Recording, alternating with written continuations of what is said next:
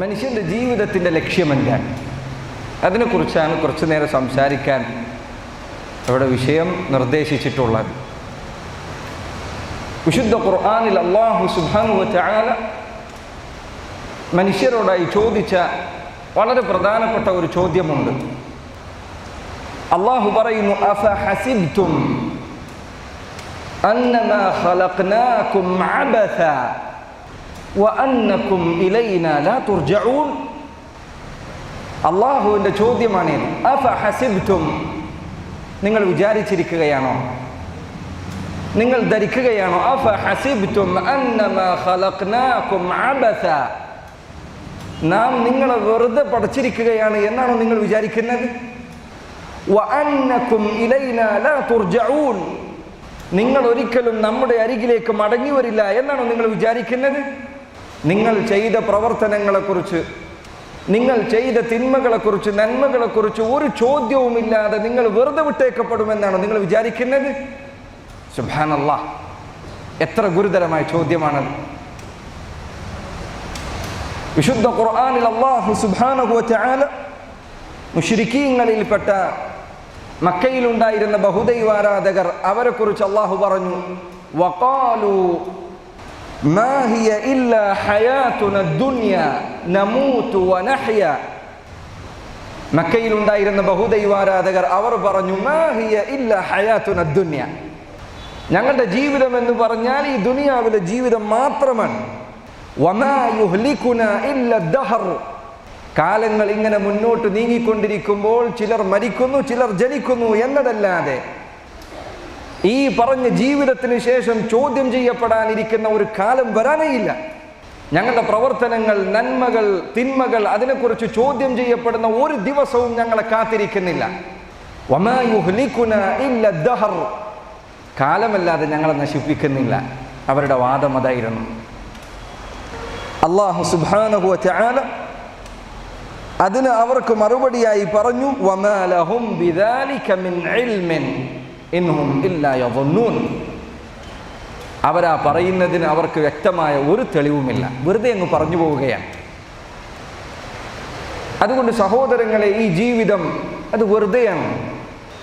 പല ആളുകളുടെയും രാവിലെ മുതൽ രാത്രി വരെയുള്ള പ്രവർത്തനങ്ങൾ എടുത്തു നോക്കിയാൽ നമ്മൾ സ്വന്തത്തിലേക്ക് നോക്കുക.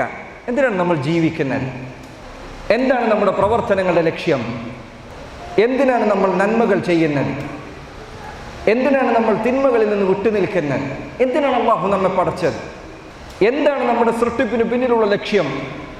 എന്താണ് മരിച്ചു കഴിഞ്ഞാൽ എന്നെ കാത്തിരിക്കുന്നത്? എന്തെല്ലാം ചോദ്യങ്ങൾക്കുള്ള ഉത്തരമാണ് ഞാൻ പറയേണ്ടി വരിക?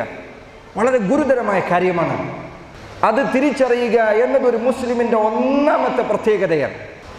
വിശുദ്ധ ഖുർആനിൽ അല്ലാഹു സുബ്ഹാനഹു വ തആല പറയുന്നു, വമാ ഖലഖ്നസ് സമാഅ വൽ അർദ വമാ ബൈനഹുമാ ബാതില ദാലിക ظنുൽ ലദീന കഫറു.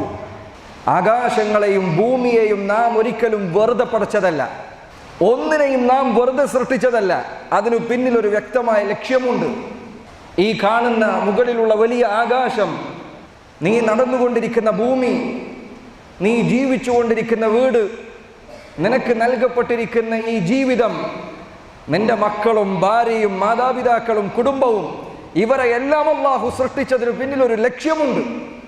വമാ ഖലഖ്നസ് സമാഅ വൽ അർദ വമാ ബൈനഹുമാ ബാതില ദാലിക ظنുൽ ലദീന കഫറു. ഈ സൃഷ്ടിപ്പ് വെറുതെയാണ് എന്ന ചിന്ത അല്ലാഹുവിനെയും അവൻ്റെ ദൂതനെയും നിഷേധിച്ചവരുടെ ചിന്തയാണ്.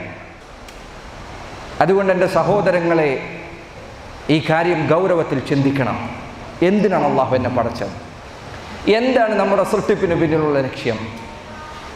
വിശുദ്ധ ഖുർആനിൽ അല്ലാഹു സുബ്ഹാനഹു വ തആല വളരെ ചുരുങ്ങിയ വാക്കുകളിൽ സൂറത്തു ദാരിയാത്തിൽ അത് വിശദീകരിച്ച് തന്നിട്ടുണ്ട്. വളരെ ചുരുങ്ങിയ വാക്കുകളിൽ അല്ലാഹു സുബ്ഹാനഹു വ തആല പറയുന്നു, വമാ ഖലഖ്തുൽ ജിന്ന വൽ ഇൻസ ഇല്ലാ ലിയഅ്ബുദൂൻ. ജിന്നുകളെയാകട്ടെ മനുഷ്യരെയാകട്ടെ എന്നെ മാത്രം ഇബാദത്ത് ചെയ്യുക, എനിക്കു മാത്രം ആരാധനകൾ നൽകുക എന്ന ഒരൊറ്റ കാര്യത്തിനു വേണ്ടിയല്ലാതെ ഞാൻ അവരെ സൃഷ്ടിച്ചിട്ടില്ല. ജിന്നുകളെയും മനുഷ്യരെയും നമ്മെ അള്ളാഹു സൃഷ്ടിച്ചതിന് പിന്നിലുള്ള ലക്ഷ്യമല്ല, നമ്മൾ അള്ളാഹുവിൻ്റെ അടിമകളാവുക.